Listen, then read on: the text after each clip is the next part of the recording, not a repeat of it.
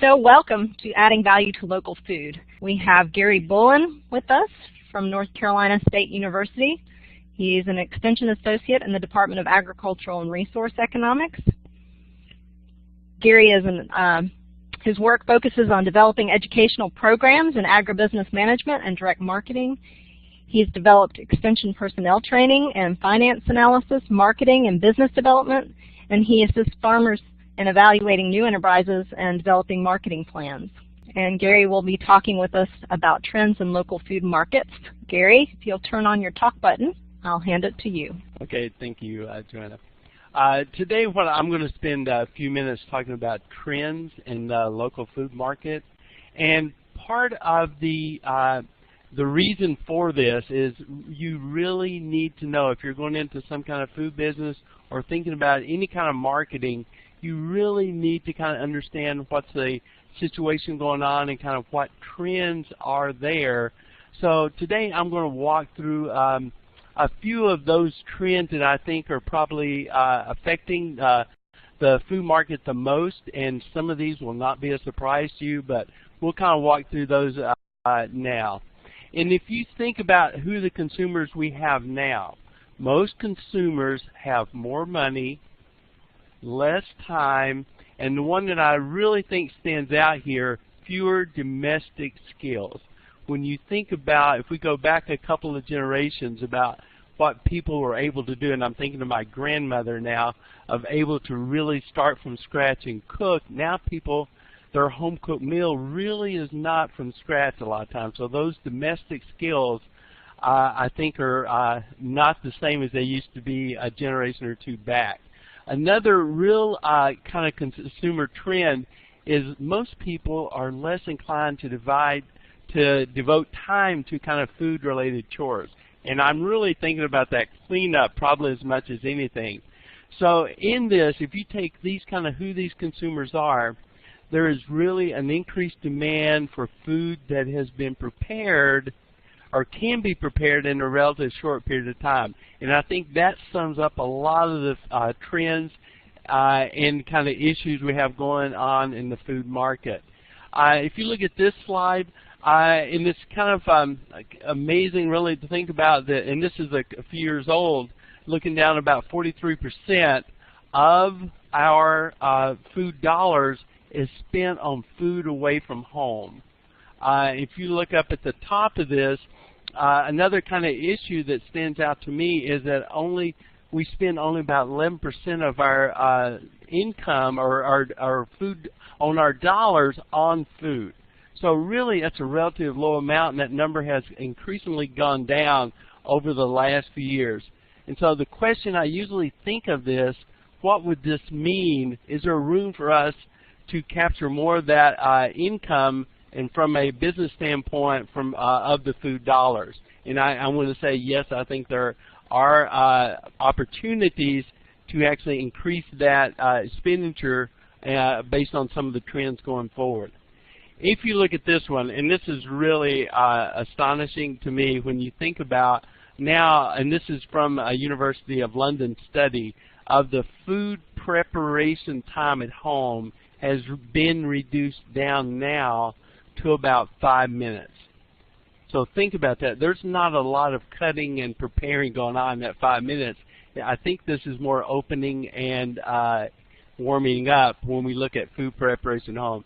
So we're down to very little time compared back. If you go back to the 1930s into the 50s, we're spending about an hour, and that's been steadily declining down to where now very little time has been spent on preparing food that is eaten at home. One of the biggest, if you ask this always comes up at the top, and I'm in this category that now I'm concerned about my longevity. When you think about food trends, Americans say that health is a major concern. And you can think about all those food products now that have some kind of health claim on them, but when you go through and really look at this, people spend much more, the convenience kind of outweighs that a lot. But think about the antioxidants and the other kind of discussions, and when I think of this, I think of blueberries. blueberries has had tremendous growth in the last few years because of the antioxidant claims. And that goes with several other fruits and other products. When you look at this, there's a real interest in people of having those health issues and why they eat certain foods they do. Also, but in this, the other kind of huge, in this one, I want to say kind of outweighs almost all the other trends, the idea of convenience.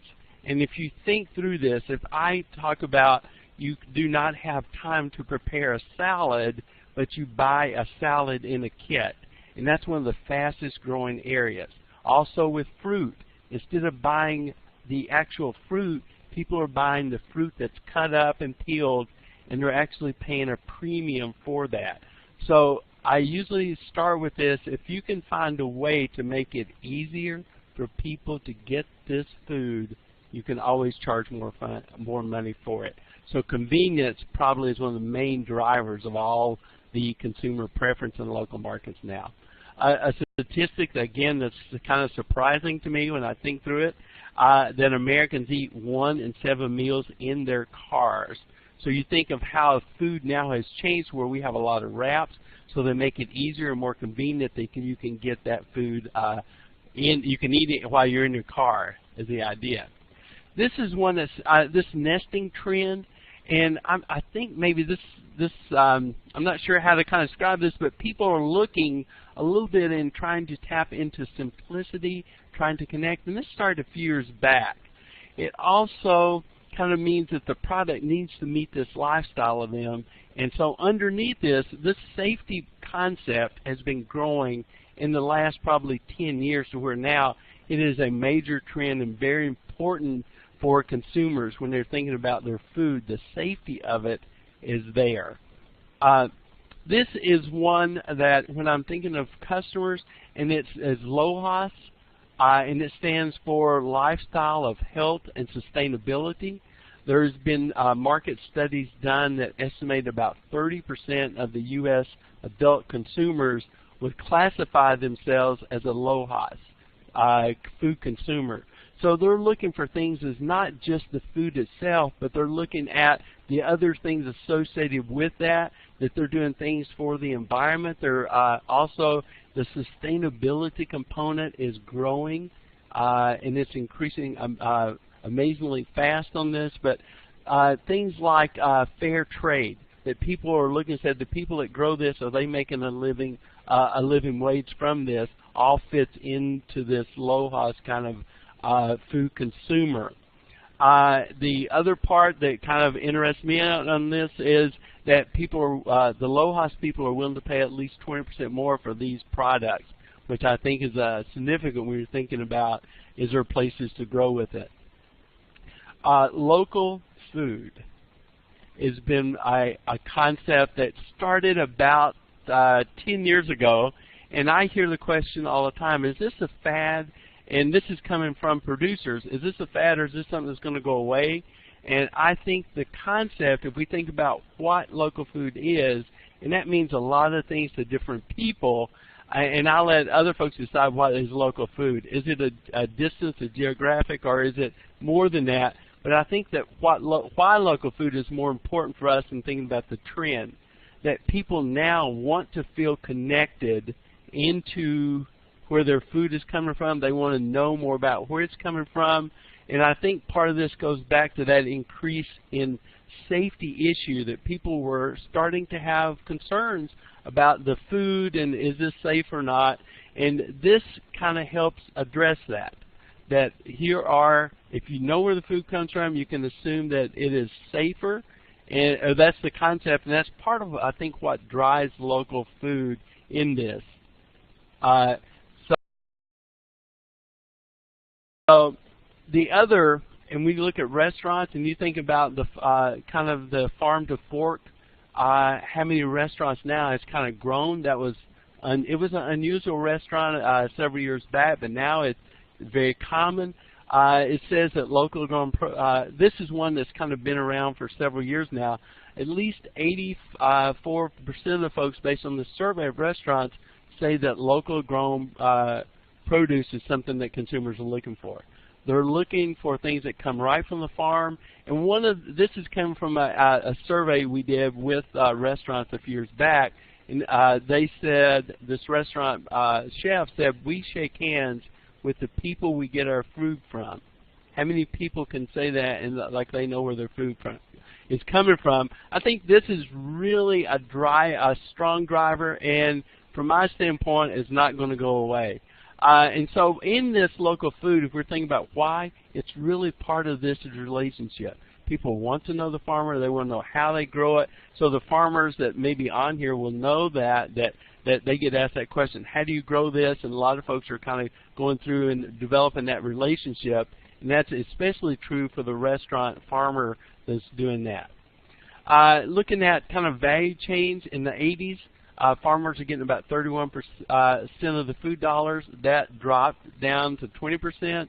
And part of the local food, and we're looking at different ways where the value chain can be shrunk, and so they increase that. And the focus on this is partnerships in that, and that's all part of this local food concept. I wanted to show a couple of purchasing behavior, and this is done from a study that was done out of Nebraska. And if you look at this, why are people buying local products? Number one, by far, was taste. If it tastes good, people are interested. The quality is also number two. The nutrition and health, back up onto when we're talking about the health trend, was number three. And then down the line, number four is price. Price is not the most important, but it's still, if you look at that, it is very important. Then you go down the line, then that's supporting local farmers. So I think this is important when you're looking at this.